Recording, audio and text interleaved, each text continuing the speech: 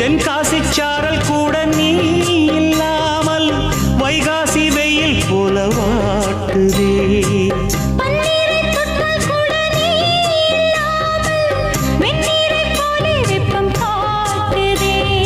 மையளந்த கண்ணும் என் கையளந்த பெண்ணும் மின்சாரம் பாய்ச்சுமா.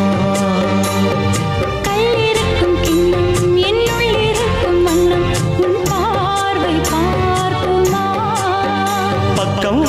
பக்கம் வா பள்ளி பாடம் சொல்லவா.